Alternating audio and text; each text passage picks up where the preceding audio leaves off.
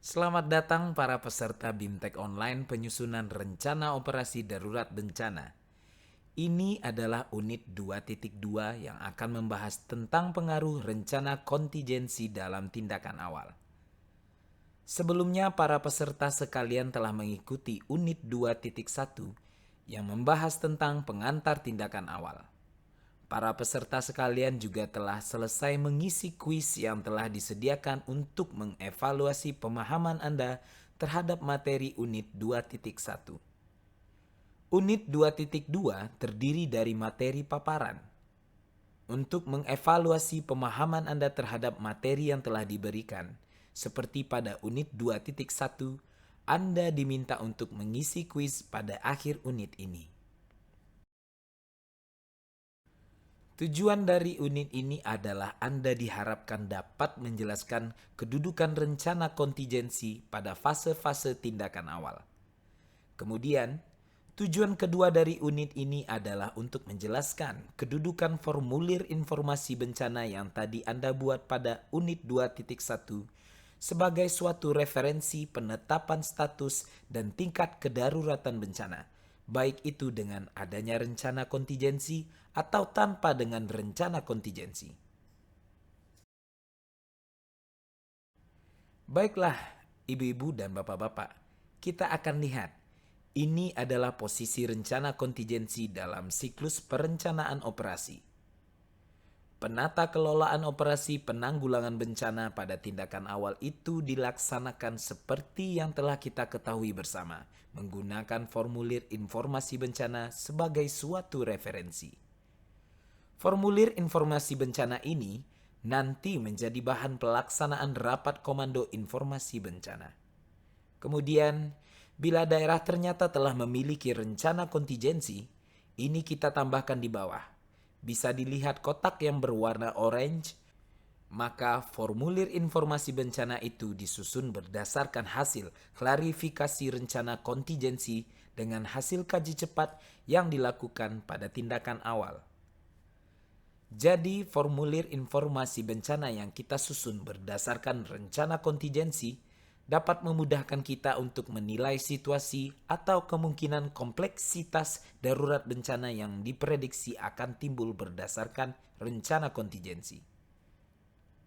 Sehingga hasil kaji cepat itu menjadi lebih akurat dalam proses penyusunan formulir informasi bencana, yang nantinya dalam rapat komando informasi bencana membantu para pengambil keputusan untuk memutuskan dengan lebih presisi keputusan-keputusan yang perlu diambil secepatnya dalam kondisi darurat bencana tersebut.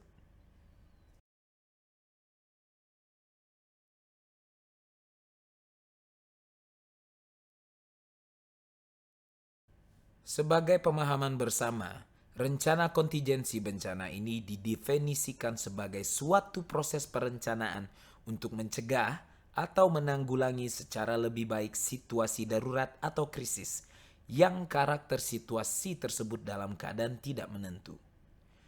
Perencanaan ini menggunakan skenario dan tujuan yang disepakati, tindakan teknis dan manajerial yang ditetapkan, serta sistem tanggapan dan pengerahan potensi disetujui bersama. Diharapkan melalui perencanaan kontingensi, ketidakpastian yang ada dapat diminimalkan melalui pengembangan skenario dan asumsi-asumsi proyeksi kebutuhan untuk tanggap darurat bencana berdasarkan kajian-kajian ilmiah.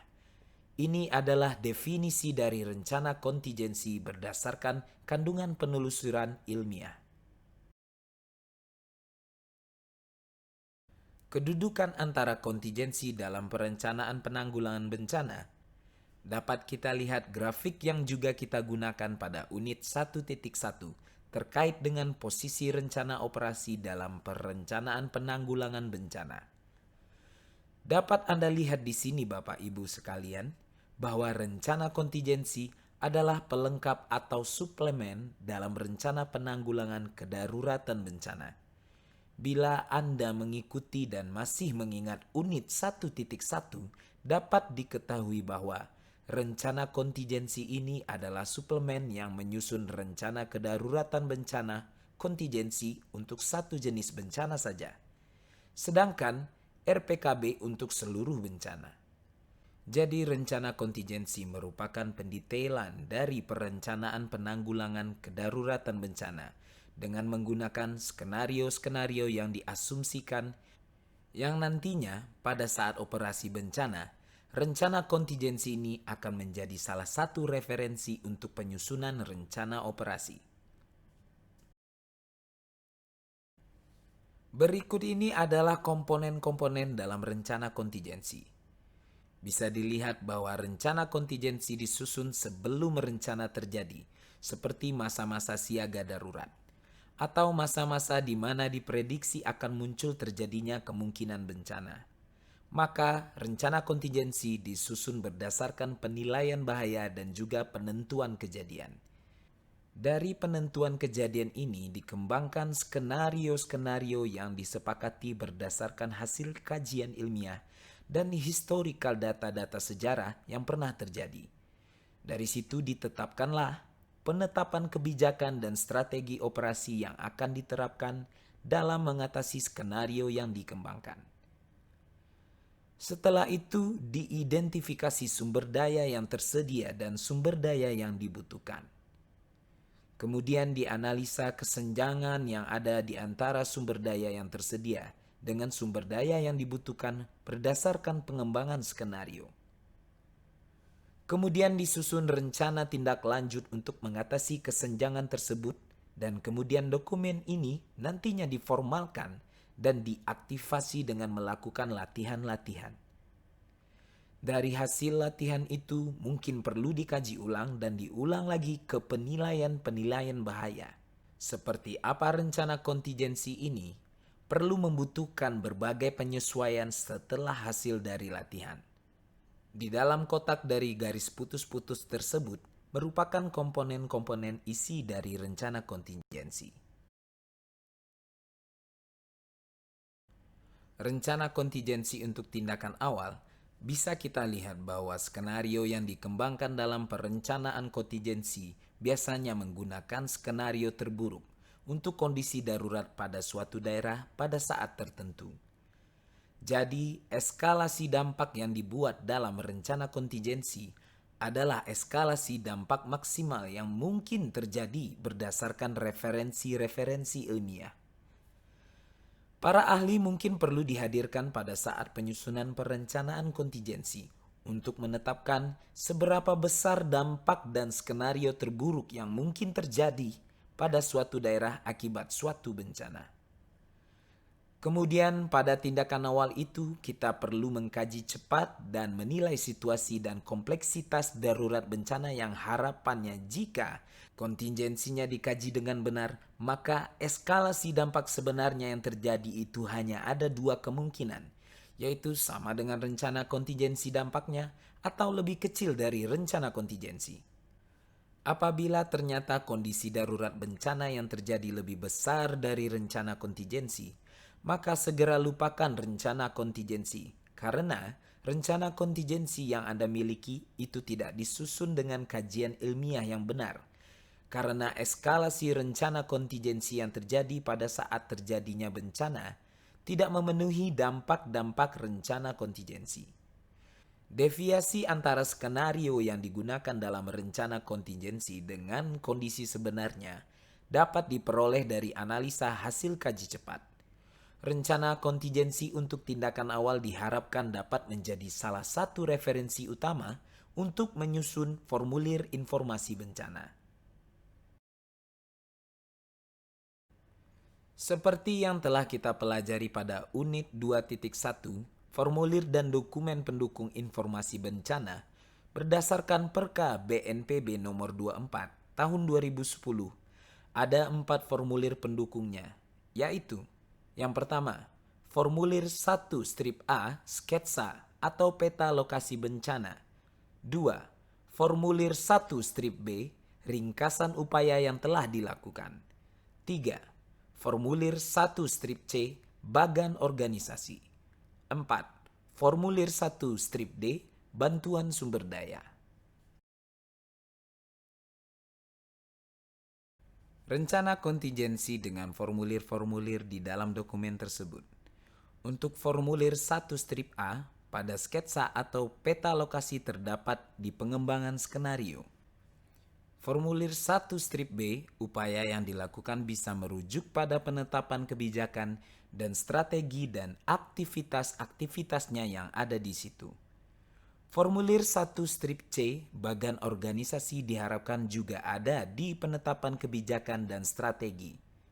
Formulir 1 strip D adalah bantuan sumber daya yang dimiliki serta dibutuhkan untuk menganalisis kesenjangan.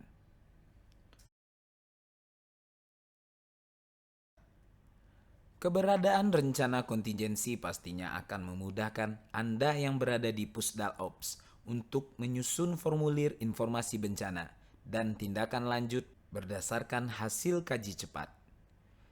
Tanpa rencana kontingensi, formulir informasi bencana masih tetap dapat disusun hanya berdasarkan hasil kaji cepat. Namun, kalau hanya mengandalkan data hasil kaji cepat, berbagai keterbatasan akibat pengalaman rekan-rekan kita yang melakukan kaji cepat melihat kompleksitas bencana ataupun penilaian situasi mengakibatkan keputusan-keputusan yang diambil itu terbatas lingkupnya. Rencana kontingensi yang efektif bisa secara signifikan memberikan kepada pengambil keputusan dengan berbagai kemungkinan-kemungkinan yang tidak diperoleh dalam penilaian situasi oleh tim kaji cepat. Kemudian, informasi bencana yang telah disusun dalam formulir informasi bencana itu dapat digunakan dalam rapat komando informasi bencana dan juga telah kita bahas pada unit 2.1 untuk memutuskan 3 hal. Pertama, rekomendasi status kedaruratan bencana. Kedua, rekomendasi sistem komando penanggulangan darurat bencana atau PDB yang diaktifkan dan siapa komandan dari sistem komando penanggulangan darurat bencana tersebut.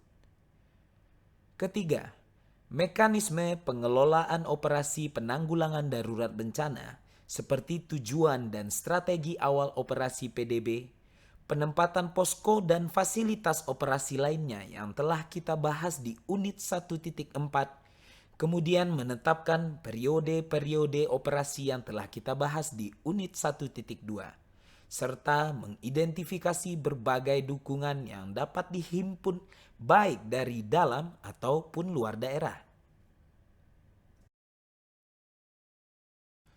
Salah satu kegiatan rapat komando darurat di tindakan awal adalah menetapkan status bencana dan status keadaan kedaruratan bencana atau perbedaan status bencana dan status keadaan kedaruratan bencana. Status bencana dan status keadaan darurat bencana ini terbentuk dalam Undang-Undang Nomor 24 Tahun 2007 Pasal 7. Di sana dijelaskan terkait status bencana dan status keadaan kedaruratan bencana. Status bencana adalah suatu keadaan bencana sesuai dengan tingkat kerusakan dampak bencana dan jumlah korban dampak bencana yang terjadi di suatu daerah. Sedangkan status keadaan darurat bencana adalah suatu keadaan darurat bencana yang ditetapkan oleh pemerintah atau pemerintah daerah untuk jangka waktu tertentu atas dasar rekomendasi badan yang menyelenggarakan urusan di bidang penanggulangan bencana dimulai sejak status siaga darurat, tanggap darurat, dan transisi darurat ke pemulihan. Kita tidak perlu berpolemik dengan status bencana dan status keadaan darurat bencana. Status bencana ini pada dasarnya pernyataan kepala daerah, yakni bencana. Kemudian status keadaan darurat bencana ini adalah pernyataan kepala daerah berupa kondisi daerah A dan kondisi darurat bencana, berlaku dari tanggal X sampai ke tanggal Z. Itu merupakan status keadaan darurat bencana. Tetapi yang paling penting untuk kita dalam melakukan tugas operasi adalah bagaimanapun status bencana atau status keadaan daruratnya, kabupaten atau kota tetap yang akan menjadi pelaksana tindakan awal penanggulangan darurat bencana. Jadi tetap fokus karena apapun status dan tingkat kedaruratan bencana, tetap saja tindakan awal itu merupakan tanggung jawab kepala daerah. Walaupun status kedaruratan bencana nantinya tingkat nasional, tetap saja tindakan awal harus diambil petugas operasi di tingkat kabupaten atau kota. Melakukan status keadaan darurat bencana biasanya berdasarkan jumlah korban, kerugian harta benda, kerusakan sarana prasarana, cakupan luas wilayah yang terkena bencana, serta dampak sosial ekonomi yang ditimbulkan akibat suatu kondisi darurat. BPBD sebagai lembaga yang bertanggung jawab untuk memberikan rekomendasi bagi kepala daerah untuk menetapkan status keadaan darurat bencana. Jadi, BPBD adalah lembaga yang bisa memberikan rekomendasi. BPBD memberikan rekomendasi status keadaan darurat bencana berdasarkan analisa ketersediaan sumber daya untuk mengatasi kejadian bencana yang sedang terjadi. Pada saat BPBD merekomendasikan, BPBD harus berpikir terkait dengan ketersediaan sumber daya untuk mengatasi kejadian bencana yang telah terjadi. Apabila ternyata sumber daya daerah dinilai mampu mengatasi kejadian darurat bencana yang sedang terjadi, dan eskalasi proyeksi kompleksitas kejadian darurat bencana, maka ada dua alternatif rekomendasi yang dapat diberikan oleh BPBD kepada kepala daerah. Alternatif rekomendasi pertama adalah menetapkan status keadaan darurat bencana untuk tingkat kabupaten atau kota. Alternatif kedua, tidak mengeluarkan status bencana ataupun status keadaan darurat bencana karena bencana tersebut secara cepat dapat ditanggulangi dengan penanganan awal. Silakan nantinya para peserta BPBD memilih salah satu dari alternatif rekomendasi ini. Apabila ternyata total penghitungan hasil kaji cepat dan penilaian situasi serta kompleksitas penanganan darurat bencana menyatakan bahwa ternyata sumber daya daerah mampu mengatasi kejadian bencana yang terjadi saat ini. Apabila ternyata sumber daya daerah yang dinilai tidak mampu mengatasi kejadian dan kasus bencana yang terjadi, maka rekomendasi yang dapat diambil adalah meningkatkan status keadaan darurat bencana menjadi di bawah komando operasi pemerintahan provinsi, dengan meminta tolong untuk mengambil alih komando daerah tempat tinggal Anda di bawah komando operasi pemerintahan provinsi. Fungsi rencana kontingensi sebagai dasar rekomendasi status kedaruratan bencana bisa kita lihat bahwa potensi kebutuhan sumber daya menjadi lebih mudah dihitung bila daerah telah memiliki dokumen rencana kontingensi. Karena seperti yang telah kita ketahui bahwa data-data ketersediaan sumber daya terdapat di dalam rencana kontingensi atau pada rencana penanggulangan kedaruratan bencana yang telah ada, maka kita dapat mengambil keputusan terkait dengan kesenjangan ketersediaan sumber daya berdasarkan proyeksi kebutuhan sumber daya untuk operasi darurat saat ini.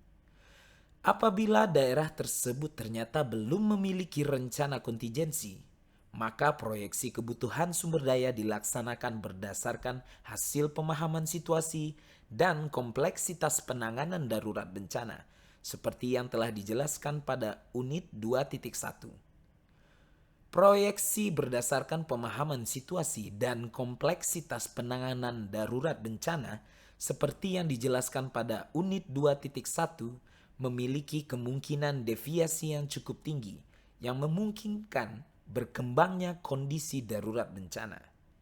Oleh karena itu akan jauh lebih baik daerah mengambil keputusan berdasarkan referensi dari rencana kontingensi.